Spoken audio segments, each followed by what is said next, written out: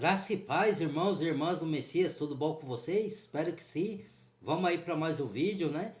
Eu vou trazer o vídeo super importante que ninguém dá importância, mas que é necessário, tá? Eu vou embasar aqui com o irmão aqui e não vou falar agora muito, não, vou já logo pro vídeo, sem muitas delongas, né? E vocês vão ver o estudo de hoje, do que se refere. Pera aí, vamos lá. Tomou por uma gota de água e ouviu que era tarde demais. Um abismo intransponível o separava para sempre. Jesus contou essa história, e ela é real. O que a Bíblia revela sobre o inferno vai mudar a forma como você vive a partir de hoje. Há uma verdade que a maioria das pessoas prefere nunca ouvir. Uma realidade tão pesada, tão definitiva, que o mundo inteiro conspira para silenciá-la. Mas a Bíblia a proclama com uma clareza que nenhum silêncio consegue apagar. Charles Spurgeon, o príncipe dos pregadores, disse uma vez que o pregador que nunca... Eu não chamaria ele de príncipe de nada. Ele é um bom pregador, Charles Spurgeon, né? Não sei, eu creio que ele frequentou denominações também, mas ele tem a visão, às vezes antes de... a visão conta algumas denominações, né? Ele é um bom pregador, sim, mas eu não chamaria de príncipe, não. Eu acho que as pessoas usam terminologia para, né, a adoração de homem. Isso aí é errado na Bíblia. Mas enfim, né, não é ele que está se denominando príncipe, é as pessoas, né? Ficam dando título para os outros de... parece que está idolatrando, mas vamos lá, né?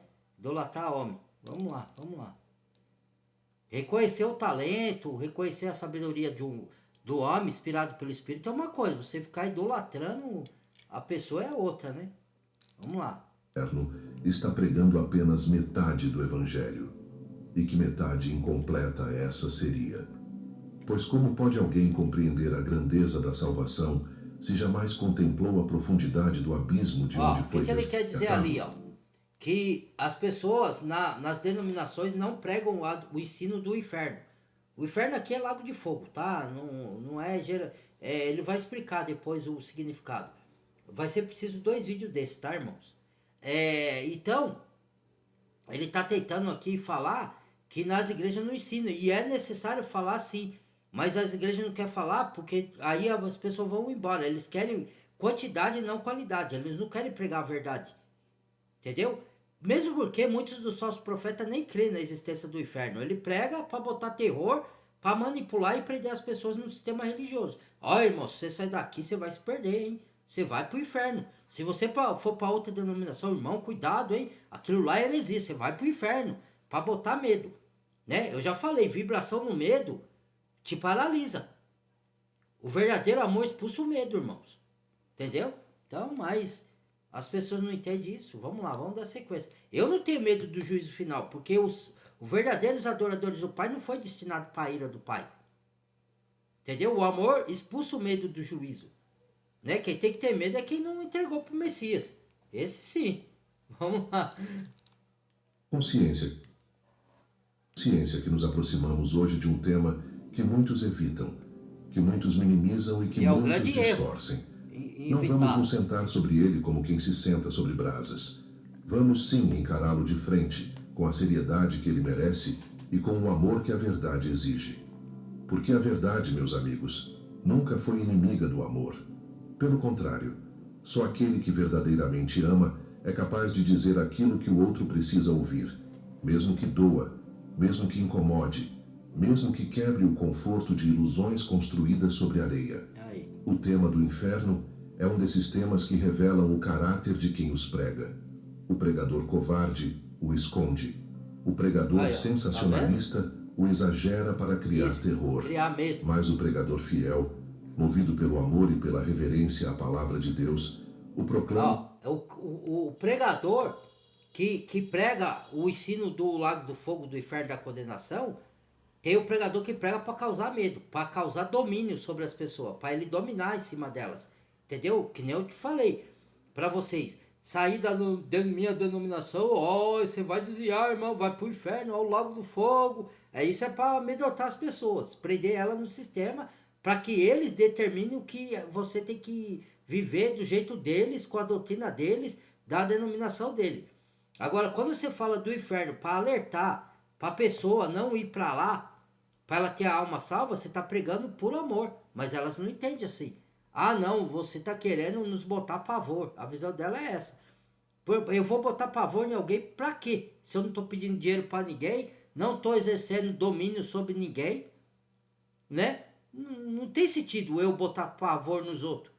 Entendeu? Agora, esse sim, que quer prender as pessoas na denominação, aí sim. Ou então, não prega sobre esse ensino, que tem que ser pregado. O Messias foi quem mais falou disso. Foi ele mesmo que falou, o Salvador. Vamos lá. Toda a sua solenidade, sabendo que ao fazer isso, está cumprindo um ato de misericórdia para com aqueles que ouvem. Spurgeon pregou sobre o inferno com lágrimas nos olhos. Não com satisfação, não com arrogância, mas com o coração partido de quem sabe que há pessoas amadas caminhando em direção a um fim que não precisa ser o delas. Sim, exato. E é com esse mesmo espírito que abrimos esta pregação hoje. Amor das almas. Não para assustar, não para condenar, mas para que a luz da verdade bíblica ilumine os caminhos de quem ainda pode mudar de direção. A palavra de Deus nos diz, em Mateus capítulo 10, versículo 28, pela voz do próprio Senhor Jesus Cristo: não temais os que matam o corpo e não podem matar a alma. Temei antes aquele que pode destruir tanto a alma como o corpo no inferno. E esse repare só bem o Criador. Quem diz essas palavras. Não é um pregador. Não temer quem mata o corpo, mas quem pode condenar tanto o corpo quanto a alma. Então, se o lago do fogo não existe, por que tem esse versículo? Ele é abstrato, ele é aqui, o inferno é aqui, os sofrimentos. É? Então por que toda aquela passagem que o Messias falou não faz sentido, irmãos? Então por que ele teve que morrer na cruz? Para livrar você do quê? Do inferno aqui na terra? E se o inferno é aqui na terra e ele morreu para livrar, por que os apóstolos morreram martirizados e crucificados? Ele defendeu a mensagem da Bíblia e sacrificaram, eles se impuseram na condição de ser perseguidos e mortos por nada? Não faz sentido. O Messias morreu para livrar do que então? Porque se fosse do inferno lá aqui na terra, então por que os apóstolos foram martirizados? Não seria para ele ser. Era para ele ser livrado. Porque o martírio veio do inferno. O sofrimento veio do inferno. Nem todo sofrimento veio do inferno. Tem sofrimento que é para capacitar a sua fé. Só que a pessoa não sabe enxergar isso com a visão espiritual. Para fortalecer sua fé, é necessário a gente passar por algumas coisas. Entendeu? Agora, o sofrimento do lago de fogo é outra coisa. Entendeu? O Messias não fosse assim, para que ele morreu? Não faz sentido. Não tem lógica isso. Então é mesmo que você falar, o Messias não existiu, é tudo mentira, é tudo uma farsa. Então fala logo isso. Vamos lá. Não é um profeta do Antigo Testamento, é Jesus. O mesmo Jesus que curou leprosos, que acolheu pecadores, que chorou diante do túmulo de Lázaro. É ele quem nos diz que há um lugar de destruição tanto da alma quanto do corpo, e que devemos levar isso a sério. Isso por si só já devia nos parar. Já devia nos fazer respirar fundo e perguntar: o que a Bíblia realmente diz sobre o inferno? Não o que a cultura popular diz. Exato. Não o que os filmes mostram. Não. Não o que o vizinho acha. Não. Mas o que a Bíblia, a palavra viva e eterna de Deus, de fato revela. E é exatamente essa jornada que fazemos juntos hoje. É o que está nas Escrituras. Uma jornada pela verdade. Foi o que ele falou. Quem mais falou da condenação foi o Messias. Não para causar medo, não porque ele tem satisfação. Lógico que ele não tem. Se ele não morreria no Calvário para nos livrar de lá. Entendeu? Então a pessoa tem que se perguntar, certo? Ela vai nas histórias da religião, na história dos filmes, que inventa inferno de Dante, isso, aquilo, vai nas histórias do vizinho. Não, é o que a Bíblia fala, irmãos. E não pode negar o que está lá. Está escrito lá. É aquilo lá e pronto, não é sua interpretação particular. A interpretação é dada pela revelação do Espírito Arua HaKodesh. Não é feita por nós mesmos. Está em 2 Pedro. Você não pode pegar para te dar uma consciência tranquila, um conforto. Ah, eu vou interpretar assim. Aí você tira do contexto. Você vai dar sua própria interpretação carnal por uma verdade espiritual que o Messias está querendo transmitir para te livrar. Né? Mas enfim, né? Vai fazer o quê? É assim que o ser humano é. Ama o mundo. Vamos lá, vamos dar sequência. Nada que pode ser desconfortável, mas que no fim aponta para o maior bem que existe, a salvação em Cristo Jesus. Porque se há inferno, há também a cruz. E se há a cruz, há esperança. Esperança real, concreta, oferecida por um Deus que não queria que nenhum ser humano chegasse àquele lugar, mas que, na sua justiça perfeita, não pode ignorar o pecado que o separa de si. Porque o Há pessoas Criador é sentadas agora diante dessa mensagem que nunca refletiram seriamente sobre a eternidade. Há pessoas que foram criadas dentro de uma religiosidade superficial, que nunca as desafiou a olhar para além do conforto dominical. E há aqueles que carregam dúvidas há anos, que ouviram pregações sobre amor e graça, mas que nunca ouviram alguém ter a coragem de falar sobre o peso das consequências do pecado. Para todos eles, e para você que está aqui agora, esta mensagem foi preparada. A Bíblia não é um livro de histórias bonitas para nos fazer sentir bem. É a revelação de Deus. Quando eu falo isso, E essa revelação inclui tanto o céu quanto o inferno, tanto a misericórdia. Que eu ia falar aqui. Já até esqueci, vou dar continuação aqui. Quanto a justiça, tanto o amor quanto a santidade. Ignorar metade dessa revelação não nos torna mais espirituais, nos torna mais vulneráveis. Sim, o que eu ia falar assim, nas denominações você não pode mais pregar arrependimento, não pode condenar o pecado, porque lá em Efésios está escrito, olha, o que eles fazem em oculto, até eu dizer, é torpe. E vocês não podem se adequar. Antes, condene-a. Não é condenar a pessoa. Que isso só cabe ao Criador. É condenar as obras malignas das pessoas. O Criador está mandando condenar. Não é para você se adequar a ela, aceitar, passar a mão na cabeça do pecado. Não, pode pecar à vontade. O Criador te ama. Você vai para o céu do mesmo jeito, tá? Peca à vontade porque você não é perfeito. Essas são filosofias humanas. Não é o que a Bíblia diz. Ela fala para você se regenerar, você morrer para esse mundo, nascer de novo, para você ter uma vida transformada. Aquele que roubava, não roube mais. Aquele que matava, não mate mais. Aquele que mentia, não minta mais. Aquele que traía, não traia mais. Entendeu? Você tem que largar de tudo isso. Porque lá em Apocalipse e no Efésios, carta aos Efésios, leia lá, Apocalipse, Efésios e Colossenses. Fala assim, que não está falando aquele que se converteu, que andava nessas práticas e mudou de vida. Está falando quem não entregou a vida para o Messias de verdade e continua nas práticas. Nem o feiticeiro, não, qualquer. Não, eles começam primeiro com os covardes. Nem os covardes, nem os incrédulos, nem os beberrões, nem os afeminados, nem os feiticeiros, nem os idólatras, nem os imorais sexuais, nem os impuros, nem os gananciosos têm herança no reino do Criador, não entrarão no reino dos céus. Está escrito lá. Se a pessoa fala, posso pecar à vontade e continuar na mesma vida, que vai para o céu, então tá indo contra a palavra. A palavra está falando outra coisa.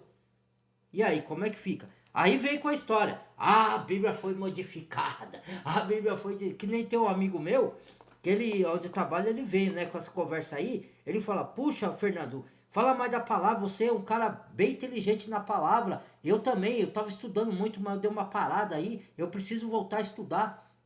Aí ele falou das manipulações da religião, que ele não acredita mais, que ele está tentando tirar a esposa dele de lá, né? E ela já está abrindo os olhos para sair.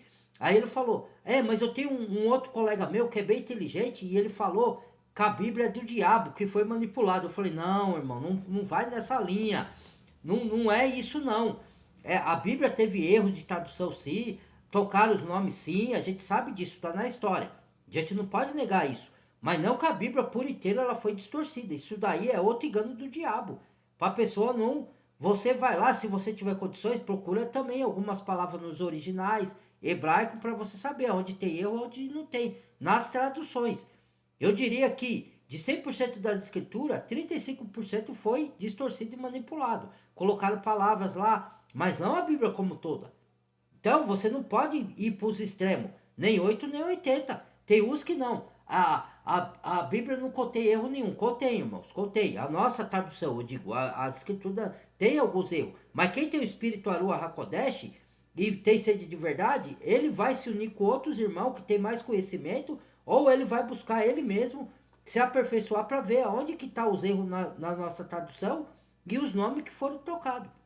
Entendeu? Mas não que a Bíblia toda foi manipulada. Quem fala isso tá a serviço do diabo. Entendeu? Porque aí você fica suscetível a pegar as ideologias e ensino do mundo e se corromper. Entendeu? Sair do caminho do Criador. Tome cuidado com esses ensinos aí, hein? Entendeu? Cuidado. Isso aí é astuta cilada do diabo. Vamos lá. Vamos dar sequência aqui. Ué. Como aquele caminhante que, ao ver uma placa de perigo na estrada, resolve desviar o olhar porque a imagem o incomoda. O perigo continua lá, quer ele olhe ou não. E o inferno, segundo a Bíblia, é real. Tão real quanto o amor de Deus. Tão real quanto a ressurreição de Cristo. Tão real quanto o ar que você respira agora. Nas partes que se seguem, vamos mergulhar nas Escrituras. Vamos ouvir o que os profetas disseram, o que os apóstolos registraram. E, acima de tudo, o que o próprio Filho de Deus declarou sobre esse lugar. E, ao fazer isso, nossa oração é que não haja um único coração que saia daqui indiferente. Porque a verdade que a maioria prefere ignorar é justamente a verdade que tem o poder de mudar tudo. É a verdade que faz o homem dobrar os joelhos. É a verdade que faz o orgulhoso reconhecer a sua necessidade. É a verdade que aponta, com toda a força, para o único que pode livrar qualquer alma do caminho que leva à perdição. Se você ainda não se inscreveu neste canal, faça isso agora. Aqui você encontrará mensagens que não têm medo de dizer a verdade, mensagens fundadas na palavra de Deus, produzidas para edificar, para despertar e para fortalecer a sua fé. E antes de prosseguirmos, quero te convidar para algo que pode transformar profundamente a sua vida espiritual. Temos um e-book chamado 21 Dias para Restaurar Sua... Eu vou acelerar aqui, tá? Vou ir logo pro ensino. Durante séculos, pinturas, literaturas e tradições populares construíram imagens que pouco têm a ver com o que as Escrituras ensinam. E essa distância entre a fantasia e a verdade tem sido usada pelo inimigo para que as pessoas ou temam algo distorcido ou não levem a sério coisa alguma. Exato. Então, vamos à palavra. 8 ou 80. Vamos ao texto sagrado. Vamos Extremos. deixar que a Bíblia fale por si mesma, sem adornos desnecessários, sem exageros teatrais, mas com toda a solenidade que ela carrega. A primeira coisa que precisamos entender é que a Bíblia usa diferentes palavras para descrever aquilo que chamamos de inferno. No Antigo Testamento, em hebraico, encontramos a palavra Sheol. No Novo Testamento, em grego, encontramos Hades e Geena. Cada uma dessas palavras carrega um peso e uma especificidade que nos ajuda... Quer ver o que ele vai falar? É o que eu sempre falei nos outros vídeos meus. O que significa Sheol no Antigo Testamento? Mundo dos mortos. Quando o espírito, a alma, desencarna do corpo, certo? E volta para o Criador. Hades significa a mesma coisa no Novo, certo? Mundo dos mortos. É aonde o Criador vai direcionar a alma de cada um, dependente do tipo de vida que ela teve na Terra. Se andou no caminho do Criador, vai para o lugar, o seu espírito, a sua alma vai para o lugar chamado de paraíso, seio de Abraão. Até o dia do juízo, você vai ficar lá na alma, sem corpo, certo? E a alma de quem andou fora dos caminhos do Criador vai para o lugar de sofrimento, igual diz a parábola do rico e do Lázaro. Quem já estudou o Evangelho de Lucas, tá lá a parábola do rico e do Lázaro, que ele vai citar logo a pouco aqui, certo? Então, ai meu Deus, já fugiu da minha mente aqui, que eu ia falar. Então, meus irmãos e irmãs, O Sheol e Hades é a mesma coisa, mundo dos mortos. Geena já é o lago do fogo. É o que muitos chamam de Tártaro, né? Os católicos dão nome de, da- do, de como que se fala? De Hades e de Sheol, de purgatório, que estão lá reservado, depois eles vão ser salvos, universalismo, todo mundo vai pro céu. Não, isso não existe. Quem tá na alma, no mundo dos mortos, que é o Hades, que é o Sheol, sofrendo na alma, já está condenado pro lago de fogo. Ele não tem mais chance. Entendeu? Ele só vai aparecer na presença do Criador para ser lavado da sentença. Só isso. Mas ele já está condenado. Certo? Foi como você falou. Quem não crê já está condenado. Então, mas quando tiver vida, há esperança. Depois que acabou a vida na Terra e a pessoa morreu sem crer, já era. Não tem mais volta. Então, Hades e Sheol é o mundo dos mortos. Geena é o lago do fogo. Como todos os mortos vai ser ressuscitado com seus corpos físicos, tanto os salvos como o perdido. O perdido vai ser lançado no Geena, que é o lago do fogo, e os mortos vão para o reino celestial, novos céus e nova terra, com o corpo glorificado físico. Mas não é esse corpo que a gente tem hoje, outra substância, é um corpo totalmente sem pecado, glorificado, entendeu? É isso. É o que ele vai falar aqui, ó. Vamos dar sequência aqui. Ué? Entender melhor o que Deus quis revelar. O Sheol no Antigo Testamento se refere ao lugar dos mortos, ao mundo inferior, ao lugar para onde os espíritos desciam após a morte. É mencionado no livro de Jó, nos Salmos, nos Provérbios. É um lugar de sombra, de silêncio, de separação da vida plena. Já a palavra Hades no Novo Testamento aparece em várias passagens e corresponde de certa forma ao Sheol hebraico. Mas é a palavra Geena que carrega o sentido mais profundo e mais sério do que chamamos de inferno eterno. A Geena é mencionada 12 vezes no Novo Testamento, e 11 dessas 12 vezes é o próprio Jesus quem a menciona. Isso é algo que não podemos ignorar. O homem mais amoroso que já pisou nesta terra, o próprio Filho de Deus, foi quem falou com maior frequência e maior intensidade sobre esse lugar de condenação eterna. Jesus descreve a Geena como um lugar onde o fogo não se apaga e onde o verme não morre, em Marcos capítulo 9, versículo 48.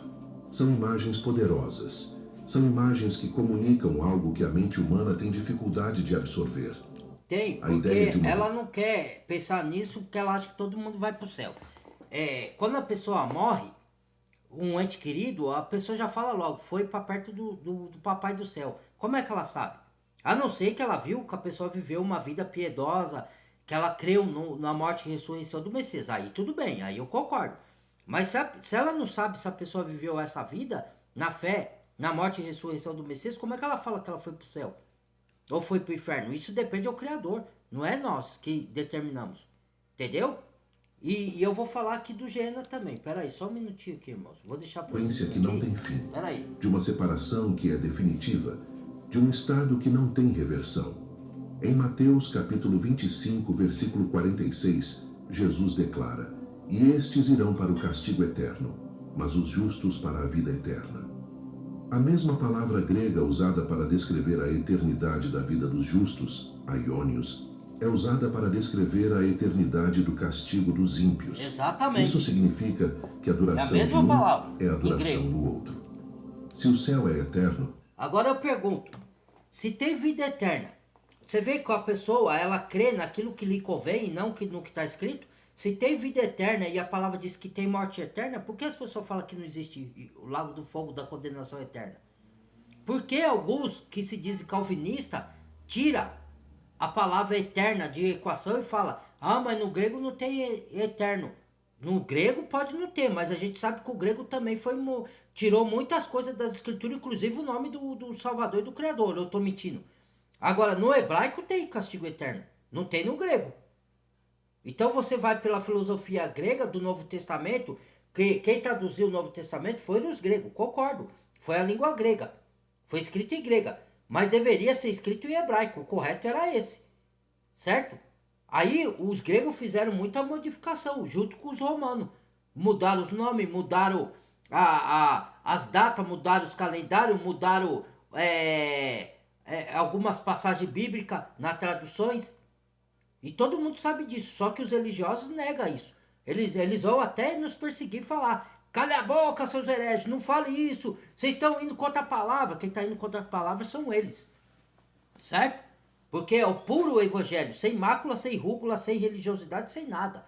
Puro, direto da fonte da água da vida. Você vai beber na comunhão direta você, tete a tete com o Pai. Sem intermediário, o único intermediário é o Messias. Yahushua HaMashiach, único e suficiente. Aí eu pergunto, o Messias é suficiente para alguém ou você precisa de outras coisas externas para te guiar?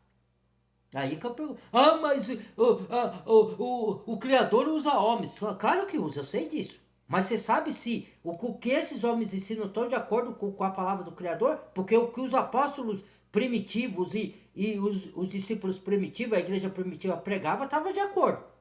E esses estão de acordo? Se não tiver, não é do Messias. Não é usado pelo espírito Aruah HaKodesh do pai e do filho. É usado pelo outro espírito aí. Entendeu? Vamos lá, vamos dar sequência. E outra. Eles usam essa passagem, como o Messias falou, que o fogo nunca se apaga, o verme nunca morre, para falar que ali está falando de um lugar específico que, assim, no Antigo Testamento, irmãos e irmãs, quem estuda história sabe disso. Tinha uma adoração a um deus chamado Baal, né? Não era Baal, mito. Baal é outro. A deus chamado Moloque. Então, as mães e os pais sacrificavam seus próprios filhos a esse deus Moloque. Dentro dessa estátua chamada Moloque, era se acendido na onde era o estômago ou a barriga, um buraco tinha ali que acendia o fogo e jogava as crianças lá dentro. Isso é terrível, certo? Sacrifício humano. Aí queimava as crianças como sacrifício a Deus Moloque. Aí esse lugar foi destruído, foi coisado. Aí lá no Novo Testamento ficou sendo um lugar tipo lixão, onde jogava-se de tudo naquele lixão. Jogava lixo, jogava abutres, animais mortos, pessoas mortas eram lançadas lá e ateava o fogo.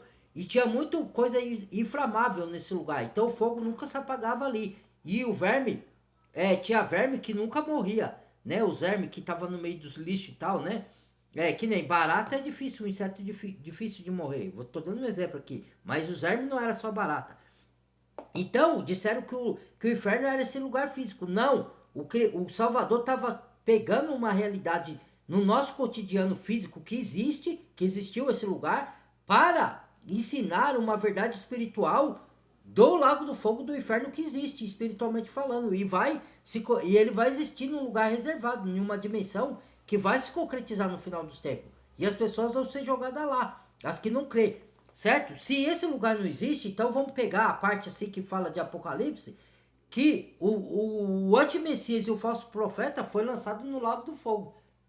Ué, que lago do fogo é esse que vai ser lançado a besta e o falso profeta? Então, peraí. Então a palavra está se contradizendo. Mas foi escrita por homem, por isso que ela se contradiz. Ela é mentirosa. Isso é mentira do diabo.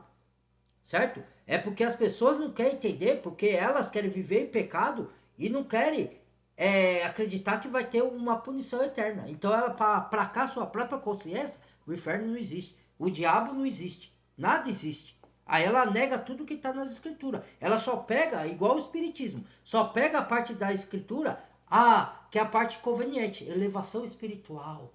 Vivemos no amor, vamos fazer caridades, você é salvo pelo bem que você faz. Outra mentira.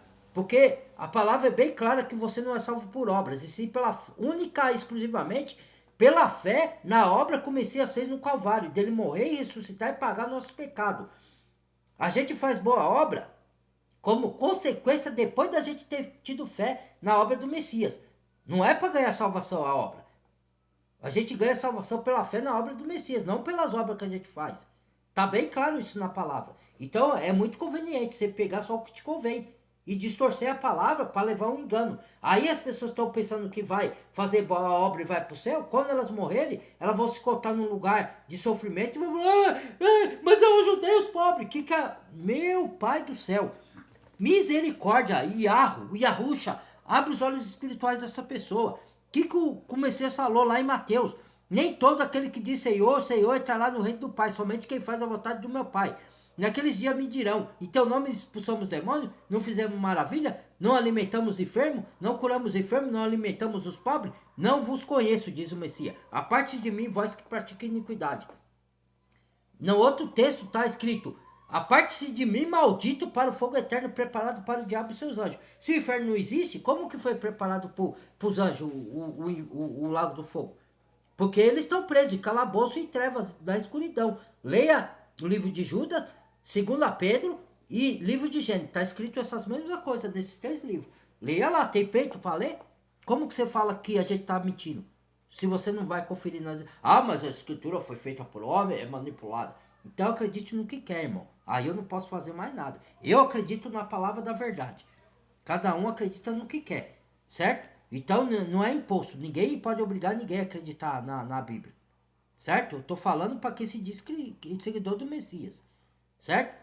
Então, entendam isso aí, tá? Vamos lá, vamos dar sequência aqui. Espera aí. O inferno também o é, segundo as próprias palavras de Cristo. E aqui encontramos um dos pontos onde muita gente tenta encontrar uma saída. Há quem diga que o castigo eterno não significa sofrimento eterno, mas sim destruição eterna, aniquilação. Que as almas simplesmente... Você vai deixar de existir, você vai ficar só um tempo, e quem prega isso é o calvinista, tá? Tem um que tem o canal aí que eu gosto dos ensinos dele. Ele ensina tudo de acordo com a palavra. Só essa parte que ele erra, na minha opinião. Que ele vai pela doutrina de Calvino. Calvino era um estudioso e um líder, né? Dos presbiterianos.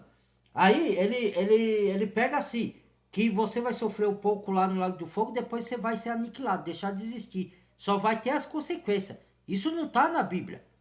Aí ele fala, não, mas no texto grego, original grego, não está escrito castigo eterno. Mas nos originais hebraicos está. A diferença é essa. Porque o grego distorceu muita coisa na tradução. Os hebraicos, nos originais hebraicos, está lá.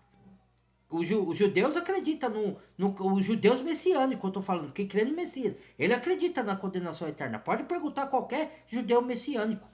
Entendeu? Como que vem um aí com a doutrina de Calvino? Não é eterno. Mas tanto na nossa tradução está eterno, como no hebraico. Só não está no grego. Ué, você vai dar mais veracidade pro grego ou pro hebraico? O Messias veio do hebraico, dos judeus, ou veio do grego? Seja coerente, irmãos. Vamos lá. Eu destruo com essas enganos. Pra quem quer, né? Porque tem outros que ainda vai continuar querendo ser enganado. De existir. Aí não tem jeito. Esse ensinamento é conhecido como aniquilacionismo. Isso. Mas as escrituras não sustentam essa conclusão. No livro do Apocalipse, capítulo 20, versículo 10, lemos: E o diabo que os enganava foi lançado no lago de fogo e enxofre, onde já estavam a besta e o falso profeta. E serão atormentados de dia e de noite pelos séculos dos séculos. Século dos séculos. O texto não fala em destruição. Fala em tormento contínuo, sem fim. Não existe lago de fogo, não existe lago de fogo, não existe tormento eterno. Acabou de falar aí. Ah, não, mas vai a tradução. Irmãos, no hebraico tá a mesma coisa nessa parte aí. Nem tudo que tá na nossa tradução tá errado. Entendeu? Tem alguns erros lá? Tem. Mas se você tiver o espírito Aruah HaKodesh do Pai, você vai saber. Quer ver um texto que eu sei, sem ter que buscar no grego que tá errado, ou no hebraico? 2 Tessalonicenses, que muitos religiosos distorcem, como Pedro falou na carta de, não sei se é 1ª ou 2 Pedro, que Pedro fala, com a sabedoria de Shaul Sharia, que é o apóstolo Paulo, que lhe foi dada, que os indoutos e inconstantes torcem para sua própria perdição, como as demais escrituras. Tá lá, 2 Pedro, leia lá. Ou 1 Pedro, não lembro de certo. Aí, o que acontece? Eles ficam falando essas coisas aí, ó. Quer ver? Pera aí.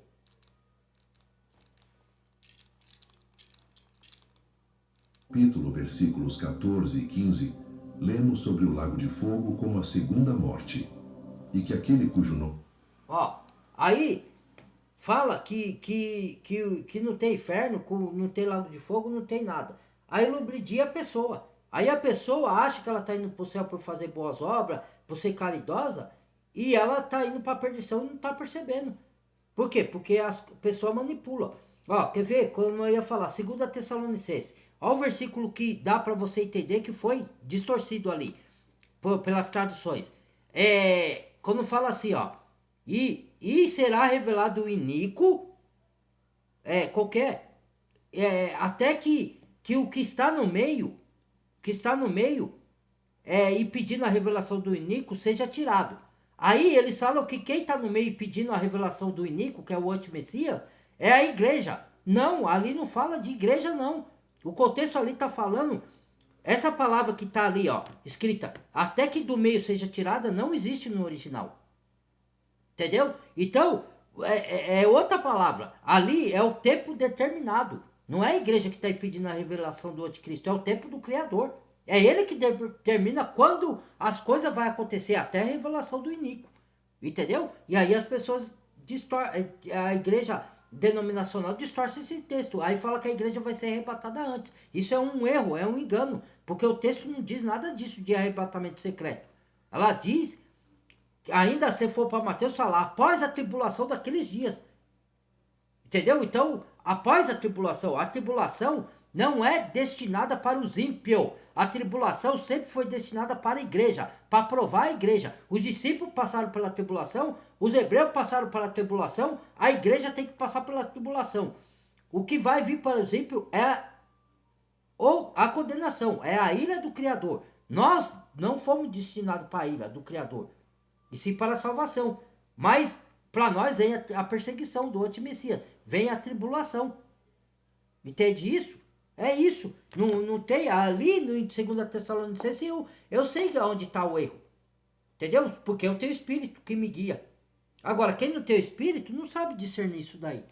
Aí vai falar que a escritura foi toda distorcida, para a pessoa não ter direção e por qualquer vento de ensino que ela escuta do mundo e achando que está salva. Ou pelos ensinos de religião, ou da ciência, ou das corporações desse mundo, ou pelos ensinos governamental.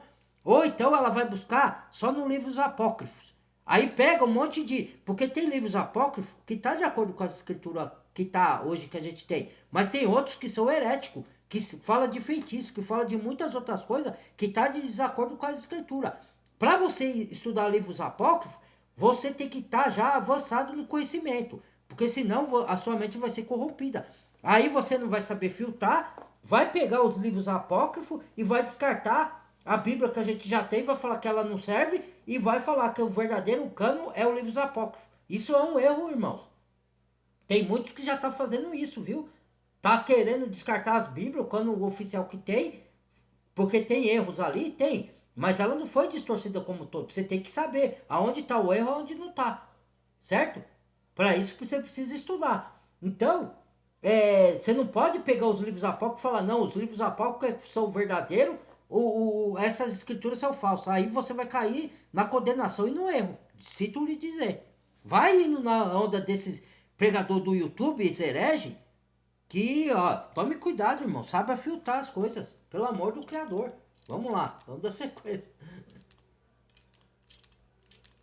Se encontrava no livro da vida, seria lançado nele. A expressão segunda morte não indica aniquilação, mas sim separação eterna de Deus, Isso, que é a fonte exato. de toda a vida, de toda a luz, de todo o bem. Separação de Deus. Esse é talvez o aspecto mais devastador do inferno que a Bíblia revela. Não apenas o fogo, não apenas o tormento físico, mas a ausência completa e irreversível da presença de Deus. O apóstolo Paulo, em 2 Tessalonicenses, capítulo 1, versículo 9, descreve o destino dos que não obedecem ao Evangelho como sofrimento eterno, banidos da presença do Senhor e da glória do seu poder.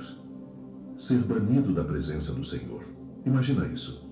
Toda alegria que existe vem de Deus. Toda beleza que existe vem de Deus. Toda paz, todo amor, toda luz, tudo que faz a vida valer a pena, tudo isso encontra sua fonte no Criador. O inferno é o lugar onde nada disso existe, onde a misericórdia não mais se estende.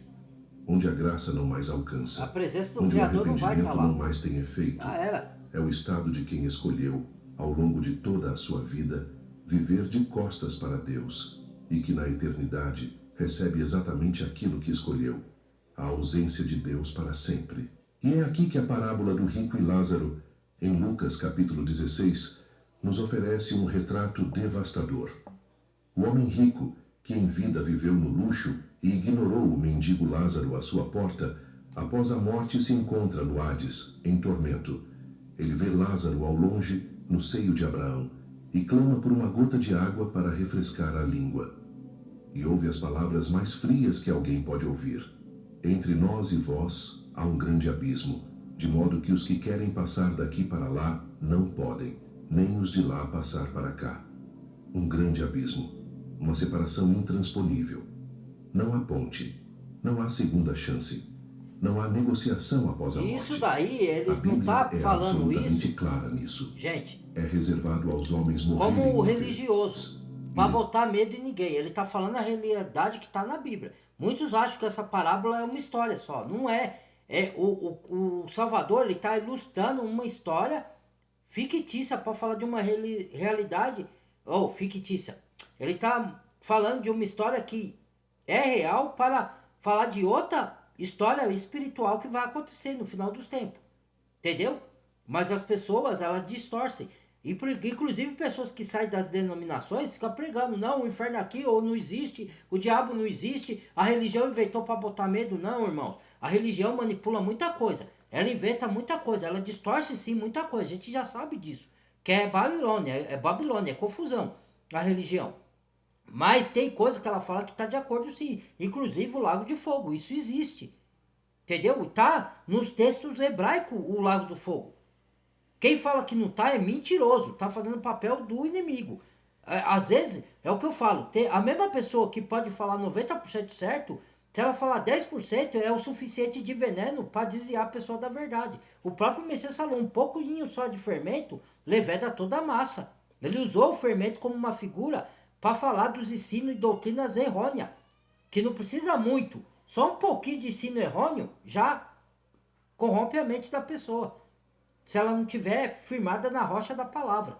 Entendeu? Cuidado com o que vocês andam ouvindo. Vocês têm que saber filtrar. Se vocês querem ouvir as pessoas no YouTube ou em qualquer lugar, sempre é bom comparar com o que está escrito na Bíblia. Se você fala assim, teve alguns erros na Bíblia, vai para os originais. Se não tem dinheiro para comprar a Bíblia original, aí nos aplicativos, no Google, tem gratuito. Vai lá pesquisar nos originais. Não, eu não tenho tempo. Então, aí não posso fazer nada, irmãos. Aí é de cada um, tá? Então vamos lá, vamos dar sequência. Tudo para você conquistar nessa vida não requer trabalho? Para estudar, para passar de ano, faculdade, não requer trabalho? Não, a mesma coisa as coisas do Criador, requer trabalho, requer esforço. Você vai ter que se esforçar. Quer tudo caído do céu, de mão beijada? Faça a sua parte, eu te ajudarei. Diz o Criador. Disso, o juízo. Como nos diz a carta aos Hebreus, capítulo 9, versículo 27. Essa clareza, por mais que incomode, é na verdade uma expressão do amor de Deus. Porque ele não esconde as consequências, ele as revela com antecedência para que ninguém seja pego de surpresa. É como um pai que avisa o filho sobre os perigos do caminho antes de ele sair de casa. O aviso não é crueldade, é amor. E a mensagem que Jesus veio trazer ao mundo não é apenas uma mensagem de amor vago e sentimental. É uma mensagem de resgate. É a mensagem de que há um abismo, mas que ele mesmo se tornou a ponte. É a mensagem de que havia uma condenação, mas que ele a carregou no madeiro da cruz, para que qualquer um que creia não pereça, mas tenha a vida eterna. João capítulo 3, versículo 16. A passagem mais conhecida da Bíblia. Porque Deus amou o mundo de tal maneira que deu o seu Filho unigênito, para que todo aquele que nele crê não pereça, mas tenha a vida eterna. A palavra pereça ali não é decorativa. Ela aponta para uma realidade real, para uma possibilidade concreta que Deus, em seu amor imenso, não quis para nenhum de nós. Então, a Bíblia fala do inferno não para nos paralisar com medo, mas para nos mostrar de onde fomos salvos. para que a cruz ganhe o seu peso real, para que a graça seja recebida não como algo barato e ordinário, mas como o maior presente que um ser humano poderia receber. Exatamente. A libertação de um destino que sem Cristo seria inevitável. Que à medida que vamos compreendendo o que a palavra revela sobre esse lugar de separação eterna, começamos também a entender por que a mensagem do Evangelho é chamada de boa notícia, porque é boa notícia justamente em contraste com a má notícia. É luz porque há trevas. É salvação porque há condenação. Nas próximas partes, vamos aprofundar ainda mais essa revelação. Vamos ver quem são os que a Bíblia aponta como destinados a esse lugar, como a justiça de Deus se relaciona com a sua misericórdia, e o que tudo isso significa para a nossa vida hoje, aqui, agora, neste momento em que ainda há tempo de escolher. Há uma pergunta que muitos carregam no fundo do coração. Ó, vou parar por aqui, tá, irmãos? Vou dar continuidade. Segunda parte. Entendam. O pai, ele falou assim, ó. O filho veio ao mundo não para condenar o mundo, da primeira vinda, mas para salvar o mundo. Ele amou o mundo de tal maneira que entregou seu filho unigênito para todo aquele que nele crê não pereça, mas tenha a vida eterna.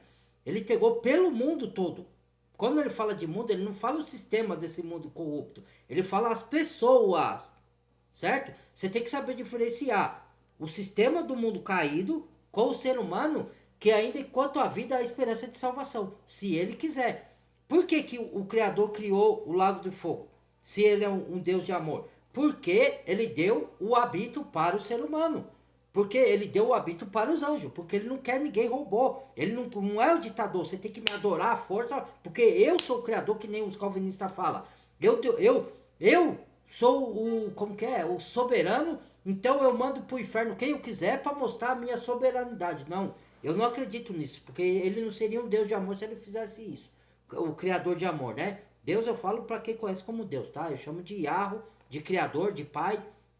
Então, se ele é pai, ele não quer condenar. Tanto é que ele entregou o filho dele. Aí ele seleciona, o calvinista seleciona os escolhidos. A gente sabe que tem escolhido na Bíblia, sabe que tem predestinado à salvação e tem predestinado à condenação. Mas não porque o pai predestinou a pessoa para mostrar a soberania dele. Falou, eu sou Deus, então mando quem eu quero para o inferno. Não é assim, porque leu lá em Romanos e interpretou errado. Deus mandou a pessoa, vai mandar a pessoa para condenação, não é ele que manda, é a própria pessoa que se destina lá. Porque ele olha dentro do coração e ele já sabe que a pessoa não vai aceitar o evangelho da cruz. Entendeu? Aí ele fala, seja feita a sua vontade, porque ele deu o arbítrio de escolha. Ele não pode ir contra o que ele instituiu de arbítrio para a pessoa. Porque já está instituído. Entendeu? Então ele tem que respeitar a escolha da pessoa. Se a pessoa quer escolher não crer, ele fala, seja feita a sua vontade, você se destina para onde você quer ir. É isso. E aí se a pessoa crê, aí obrigado, seja feita a minha vontade na sua vida, meu filho. Agora você vai para o reino eterno. Então tudo passa pela escolha, pelo arbítrio de cada um. Para não ser robô, para não acusarem o Criador de ditador, para não falar que o Criador é injusto. Porque o amor está alinhado com a justiça do Criador. Ele não pode ter só um amor e falar assim, ó, universalismo. Pode viver em pecado e eu vou salvar todo mundo. Não, porque aí ele vai contra o caráter justo dele. Entendeu? É isso. Compartilha o vídeo, deixa o like, badala o sininho de todas, se inscreva quem não é inscrito. Bem-vindo a novos inscritos. Segunda parte já vou fazer, tá bom? Até daqui a pouco. Fui.